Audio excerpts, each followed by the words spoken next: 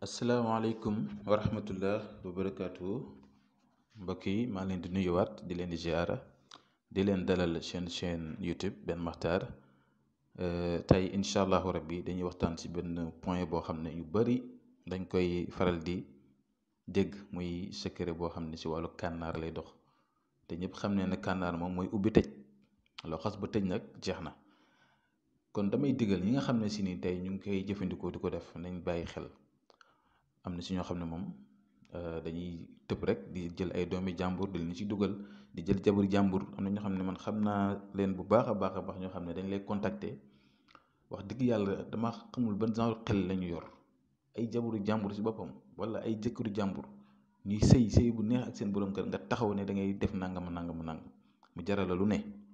kon bàyyi leen xel seen àddina ak ëllëg te xam ne àddina bi day jeex kon lépp loo fi def rek loo xam ne tey pour lu rafet la lu baax la yiw lay nekk kon diggante booy def mu ratax wala mu neex nañ nekk si jàmm loolu lu baax la loolu dinaa si ñëwaat secret bi ngeen gis ni alwaduudu muy baat bu sell boo xam si ni baax na si wàllu diggante te damaa bëgg ngeen déglu ma bu baax secret bi su ma leen koy jox ngeen déglu ma attentivement bëgguma ngeen déglu tuuti rek waat ma ne ma damaa bëgg nga expliquer ma ko temps bi may perte yëpp di leen jox ay secret dama bëgg ngeen mën see jëriñu man ma mën see am yiw li mu leen si dëggal mooy ku koy def rek na si jiital lu baax na ko teg si siraat mustaqim laa leen di ñaan kon loolu maa ngi si ñëw si wàllu kànnaar bi dama bëgg pour mu leer dafa am ñu bëri ñu may woo wala ñu may envoyé message di ma wax naan ma kànnaar bi nangam man doxewu ma noonu lépp lu may def dama si jiital yàlla jiital si loo xam si itam ëllëg duma si layoo ak son borom kon képp ku may def loo dara damaa bëgg nga jiital si lu rafet nga xam ne li ngay def nii defoo si pour bàkkaar defoo si pour lu xaram bu dee sa jëkkër la ngeen ni sëy bi naqadi foofu mën naa comprendre nga am sa jabar seen sëy naqadi xamoo fu problème bi di jógee chaque jour daal ay jafe-jafe te nit ñi parfois dañuy def ay mbir yoo xam ne ay nit duñu am jàmm wala nga nekk ak nit bëgg a sëy ak moom muy góor wala muy jigéen nga gis ay parents taxaw ne du fi am parce que yow lii nga keelaa la wala amoo wala nangam lu mënti nekk daal bëri na cause yi nga xam ne tax na sëy yu bëri du mën a am te sëy bu ñu ko jafelee rek njaaloo dafay yomb kon loolu importance la ñuy joxe yenn mbir yi waaye nag man lii maa koy defal nit képp koo xam ne soxla na ko na ma contacter waaye damaa bëgg mu nekk ku sérieux te li may wax bu fekkee ne sérieux woo si wallahi alazim te ñaanul ma ko yàlla nit ki dana ko rëccu na nekk lu jub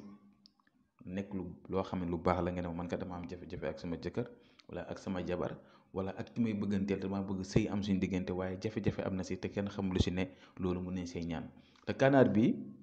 liggéey bi non seulement du ay affaireu xërëm wala nangam affaireu alxuraan la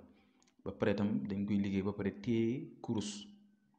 parce que kurus tam yu bëri dañuy def ay affaire waaye du sotti kurus gi da si war a bokk ndax da nga jël turu nit ki ak turu yaayam boole ko dégg nga ak turu keenee ñoom ñaar ku si nekk seen turu ngay jël isaab ko di ko liggéey si benn turu yàlla su ko defee la nga bëgg mu mën laa uyu kon woowu ma kenn pour mu ñëw ma koy ñaanal ndaxte man ñu bëri dañ ñaan ay da ngaa soxla xaalis rek wala da ngaa oo nit ñi pour ñu ñëw nga ñaanal leen képp koo xamante ni li may joxe mën nga ko def mën nga ko def waaye képp ku ñëw pour ñu defal la dañ la wax ne condition yi lii la pour ñu defal la ko loolu moom ala kulli alin la waaye di leen wax tam ne kànnaar bi